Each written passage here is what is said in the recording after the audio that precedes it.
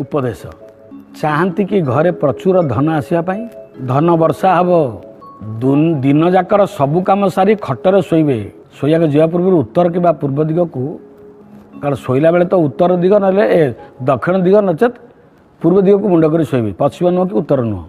किंतु उत्तर पूर्व दिग को चाहिए आइदर उत्तर कि पूर्व दिग को मुंड करी आपण बसबे तकिया तले 5टी तुलसी पत्र रखिए निजर इष्ट विग्रह कि लक्ष्मी नारायण को ध्यान करी